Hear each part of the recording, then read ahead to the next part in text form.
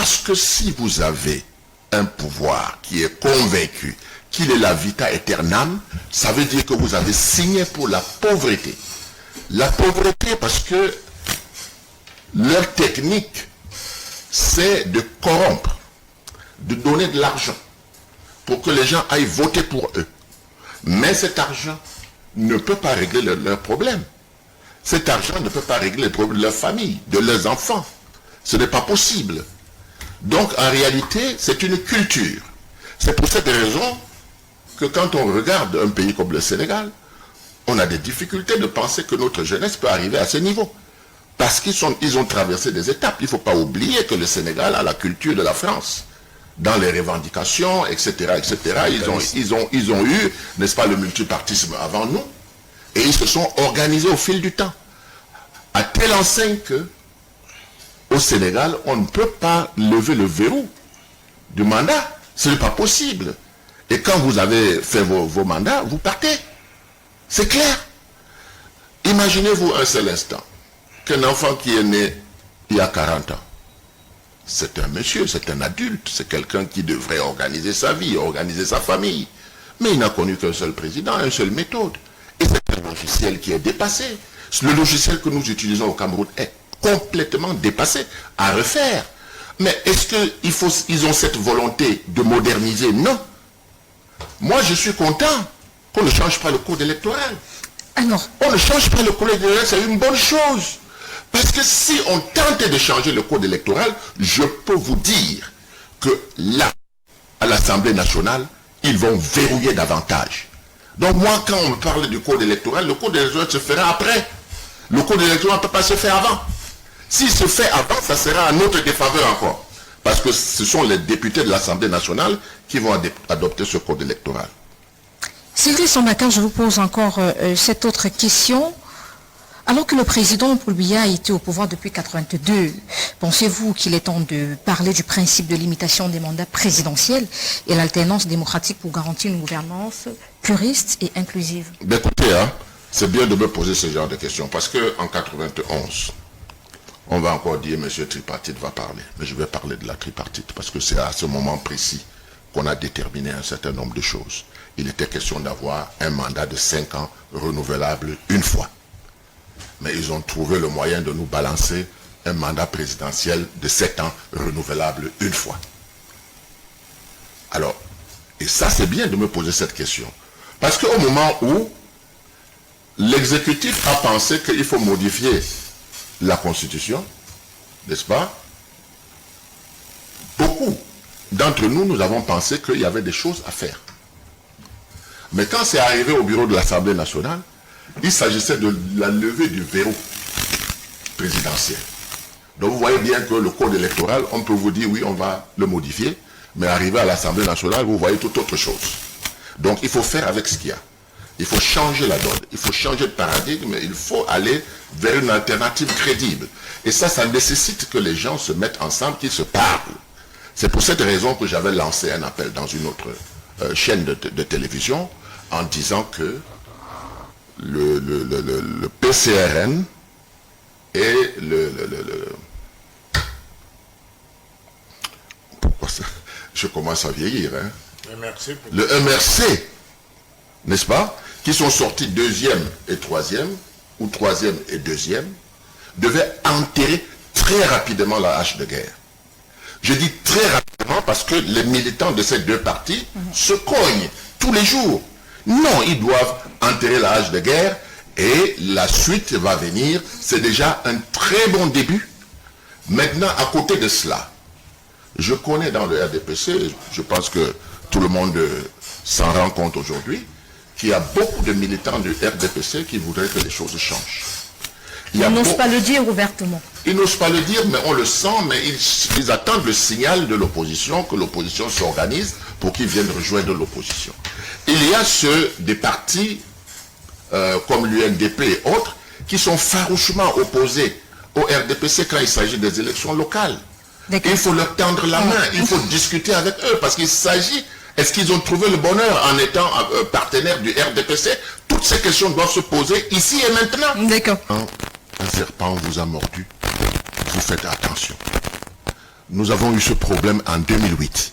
Il était question qu'on mette en place une décentralisation au niveau, n'est-ce pas, de notre constitution.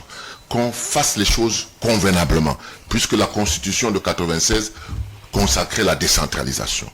Alors, qu'est-ce qui est arrivé à l'Assemblée nationale? C'est la levée de verrou. Vous comprenez? Donc, nous étions pour la modification de la constitution, mais quand les documents sont arrivés à l'Assemblée nationale, c'était pour la levée de verrou. Et moi, je peux vous dire que si le RDPC, que je connais depuis plus de 30 ans, décide de mettre un code électoral, un nouveau code électoral, non seulement il ne sera jamais consensuel, mais il va être encore plus compliqué. Parce qu'arrivé au niveau de l'Assemblée nationale, ils verront comment est-ce que le maire de Konjok a fait pour passer. Comment on peut encore cadenasser pour que jamais ça ne parvienne. Vous avez vu 92, depuis 92, vous avez encore vu des élections ici au Cameroun où le président de la République n'est pas passé au premier tour. Ça veut dire en d'autres termes que ce n'est pas les partis politiques qui vont décider de l'avenir de ce pays. Ce sont les citoyens camerounais. Si le peuple camerounais se met comme un seul homme et pense que le logiciel que nous avons utilisé depuis 42 ans est désuet et qu'il faut mettre en place une nouvelle dynamique, alors à ce moment-là, personne ne peut résister au peuple. Mais il faut donner au peuple sa valeur. Parce que c'est lui qui détermine ce que les politiciens deviennent, pas le contraire. Il ne faut pas regarder 42 ans de pouvoir. 42 ans de pouvoir nous a complètement déformés. Parce qu'on a l'impression qu'il y a un messie. Oh, attendez. On ergote sur des sujets périphériques. La publication de la liste nationale, c'est un sujet totalement périphérique. Ah bon? Parce que dans l'esprit du législateur, c'est de dire tout simplement qu'il y a un certain nombre d'éléments, de piliers sur lesquels la transparence de notre scrutin au Cameroun est assis. Ces éléments-là doivent être préservés. Et l'un des éléments de cette transparence-là, c'est de dire, premièrement, il faut qu'il y ait une transparence dans l'inscription. Transparence dans l'inscription. Sous-entendu, on peut se tromper là également. Omission, erreur de transcription. Et donc, lorsqu'on demande de publier les listes, c'est pour qu'éventuellement, lorsqu'il y a un certain nombre de choses qui doivent être corrigées, sont relevées, que les corrections puissent être faites. Dans l'esprit du législateur, non pour se donner ça comme objectif, sauf qu'en l'espèce, l'objectif du législateur n'était pas de dire que l'on fasse une publication de liste quelque part. Par ailleurs, c'est quoi une liste nationale? C'est une liste qui est publiée à Yaoundé nécessairement, ou alors c'est une liste qui est publiée dans l'ensemble du territoire concernant le même objet. Donc ça c'est vraiment des sujets périphériques. C'est un article en fait qui ne sert à rien en fait. Non, mais attendez, mais on a dit... Ce que vous voulez nous faire savoir. Je suis en train de vous démontrer, docteur Lombard, qu'en réalité, vous n'avez même pas encore la définition d'une liste nationale. Oui, parce qu'une liste nationale, on n'a pas dit français nationale dès lors qu'elle est publiée à Yaoundé. Non, en français. On n'a pas dit ça. Oui, mais en français facile. Non, pas en français facile. Le droit, c'est un code. C'est une codification qui doit être précise. Mais on ne doit pas dire qu'on a bugué. On n'a pas, on n'a pas dit qu'on a, on a dit qu'il y a eu des problèmes. Alors, on a piraté, on a fait ceci, on va retrouver sa liste électorale, par exemple. Pardon? En tant que les 1000 nouveaux inscrits ne sont pas retrouvés sa liste électorale. À ce moment-là, c'est fait pour cela. À ce moment-là, la vérification a été... Parce que lui, là, il a affiché, hein. Attendez. Il a osé afficher, on lui a dit ça. Il a dit. Attendez. Le contrôle s'est fait où? À Yaoundé? Non, le contrôle s'est fait localement. Mais bien sûr. C'est pour cette raison-là qu'en réalité, une fois que les CAMA publié sur le plan local, on pense que l'objectif de transparence est assuré. Non, pas du tout. Non, pas du tout. Pas du tout.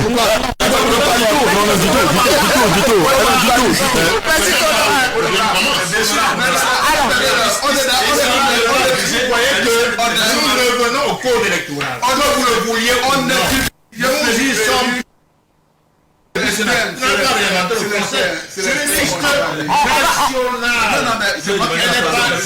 Permettez qu'il chute, s'il vous plaît, c'est la fin de l'émission. Je considère tout simplement que c'est des sujets périphériques. On aura une minute, c'est la fin de l'émission. Fondamentaux. Oh, mais... Bon. C'est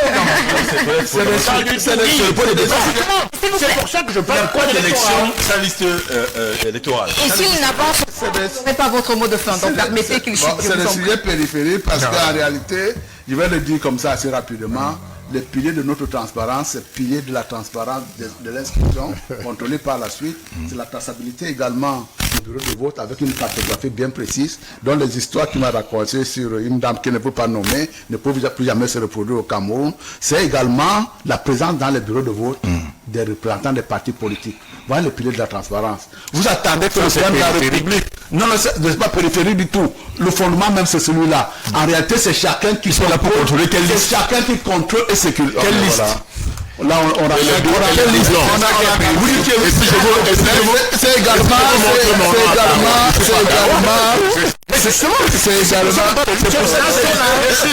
une liste pour la politique nationale. Mais bien sûr.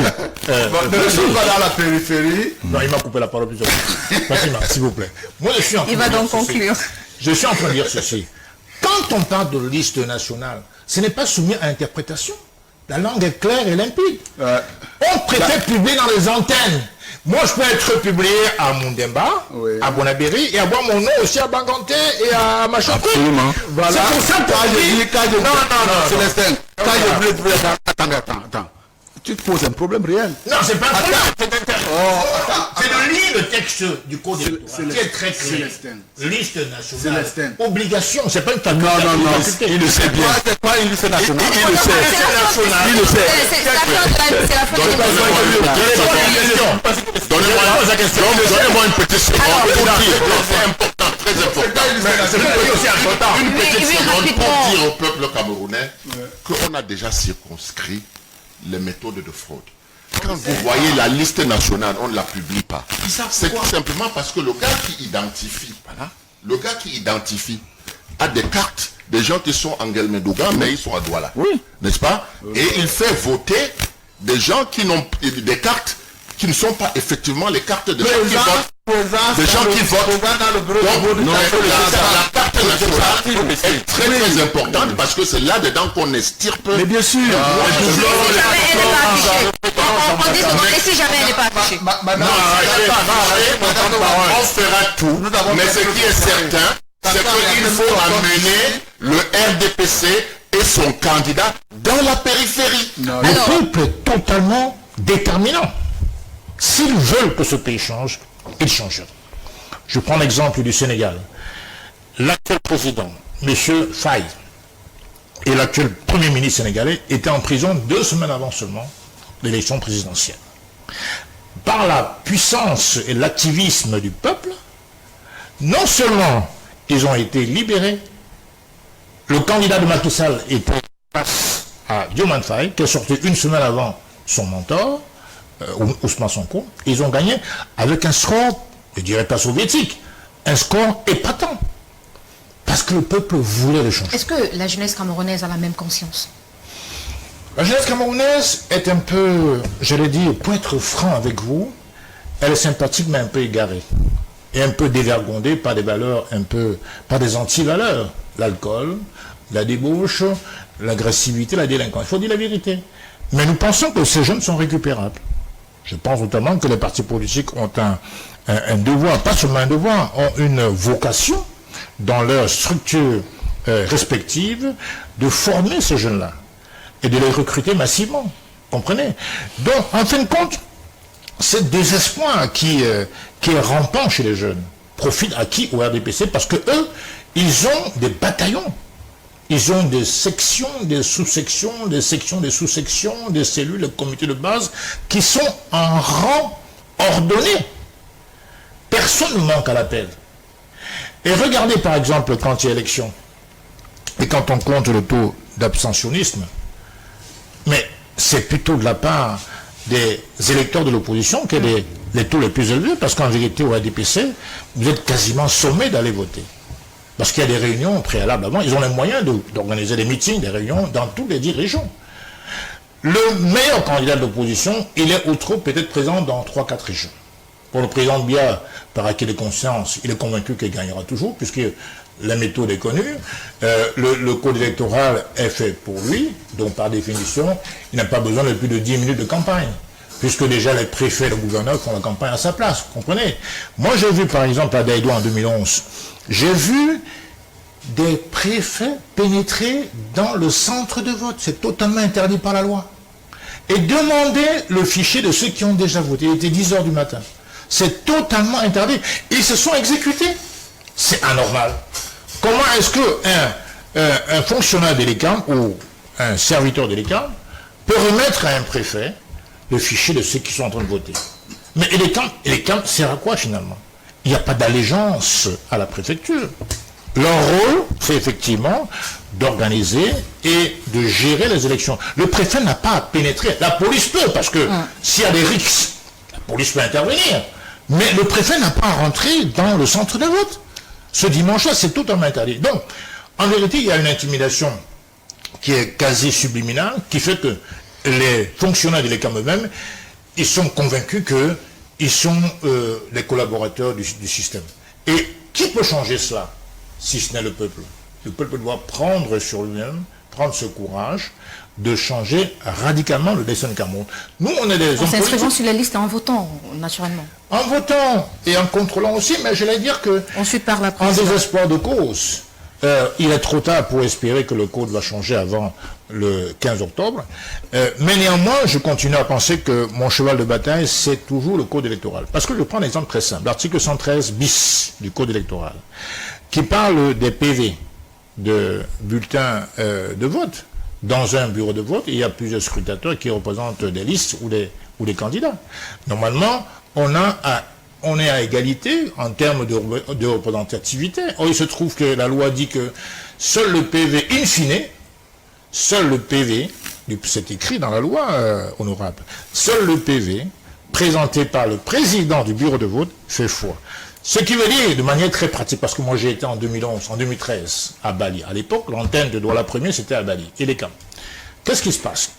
À 2 heures du matin, tous les représentants de partis sont partis dormir. Ils sont partis déjà.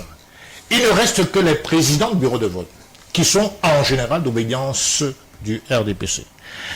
Ils vous sortent des faceurs, je parle d'un vécu, des faceurs liquides.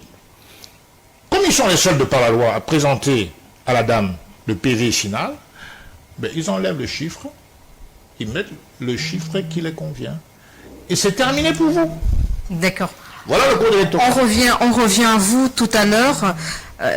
Il se dit que Eric Essoussé, le directeur d'élections Cameroun, le MINAT également, ces entités sont avec le RDPC. Je reviens, bien d'analystes parlent également de la longévité de M. Biya aux affaires, mais j'ai envie de poser cette question, Cyril Sambaka, quels sont les signaux qui démontrent que l'opposition est prête à prendre le relais en octobre prochain? Il y a tous les signaux. Vous n'avez qu'à faire un vox pop, vous n'avez qu'à faire des enquêtes, et vous allez vous rendre compte. D'ailleurs, le fait que le parti au pouvoir tremble, c'est déjà quelque chose de significatif. Parce que quand ils disent, par exemple, qu'ils ont fait l'évaluation de leurs militants et qu'ils ont plus de 4 millions de militants, et que, en fait, vous voyez les résultats des élections présidentielles, 2,5 millions, vous comprenez tout de suite qu'ils vendent le vent. Ils vendent le vent. Moi, je pense que les choses vont changer au Cameroun. Nous sommes condamnés à cela. Nous sommes condamnés à cela et le peuple doit en prendre conscience, surtout les jeunes.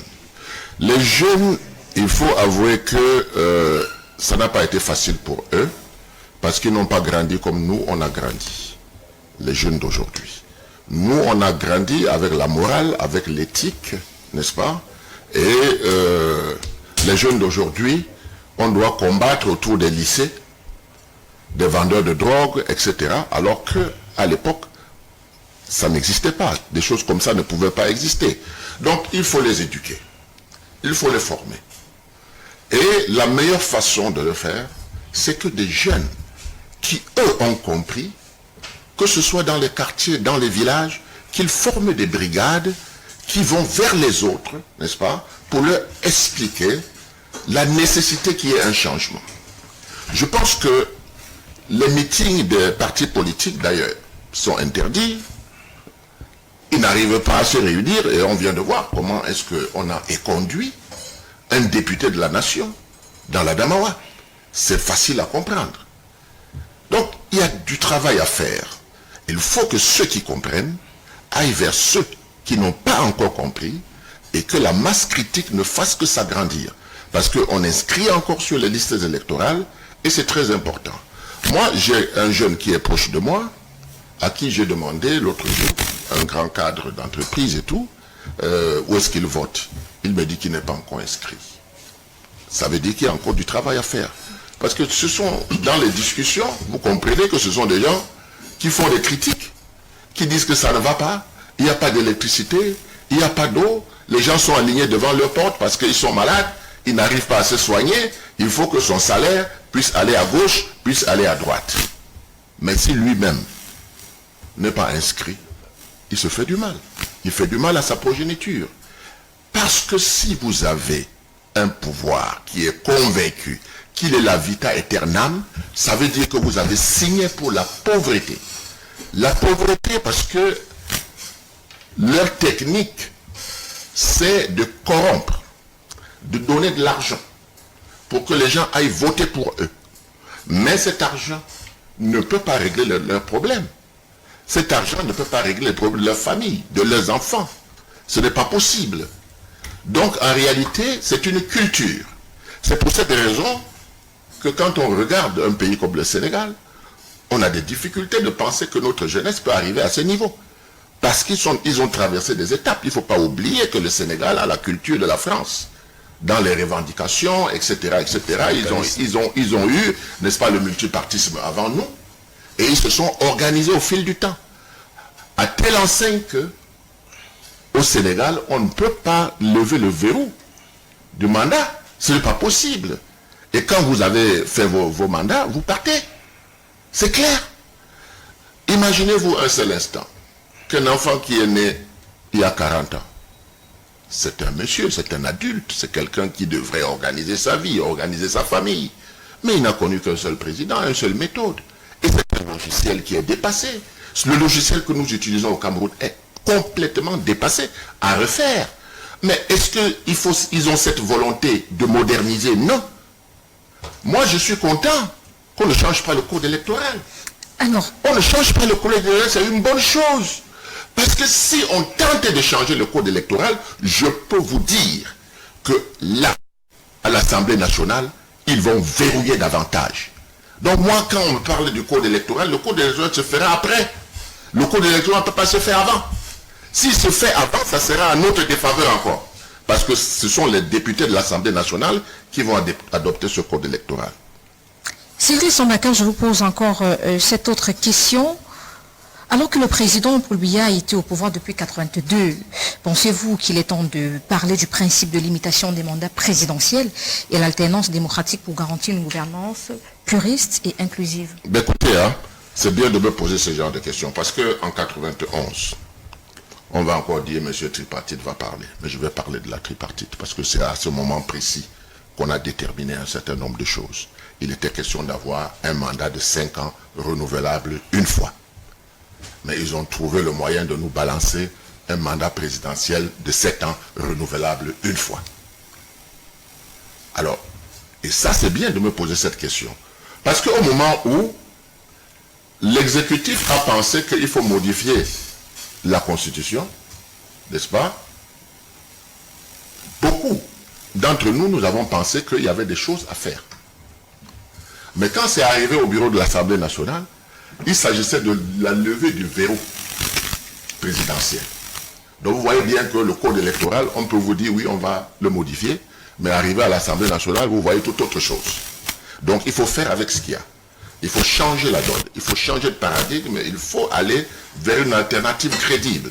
Et ça nécessite que les gens se mettent ensemble, qu'ils se parlent. C'est pour cette raison que j'avais lancé un appel dans une autre chaîne de télévision en disant que le PCRN et pourquoi ça? Je commence à vieillir, hein? Le MRC, n'est-ce pas, qui sont sortis 2e et 3e, ou 3e et 2e, devaient enterrer très rapidement la hache de guerre. Je dis très rapidement parce que les militants de ces deux partis se cognent tous les jours. Non, ils doivent enterrer la hache de guerre et la suite va venir. C'est déjà un très bon début. Maintenant, à côté de cela, Je connais dans le RDPC, je pense que tout le monde s'en rend compte aujourd'hui, qu'il y a beaucoup de militants du RDPC qui voudraient que les choses changent. Ils n'osent pas le dire ouvertement. Ils n'osent pas le dire, mais on le sent, mais ils attendent le signal de l'opposition, que l'opposition s'organise pour qu'ils viennent rejoindre l'opposition. Il y a ceux des partis comme l'UNDP et autres qui sont farouchement opposés au RDPC quand il s'agit des élections locales. Il faut leur tendre la main, il faut discuter avec eux, parce qu'il s'agit, est-ce qu'ils ont trouvé le bonheur en étant partenaires du RDPC? Toutes ces questions doivent se poser ici et maintenant.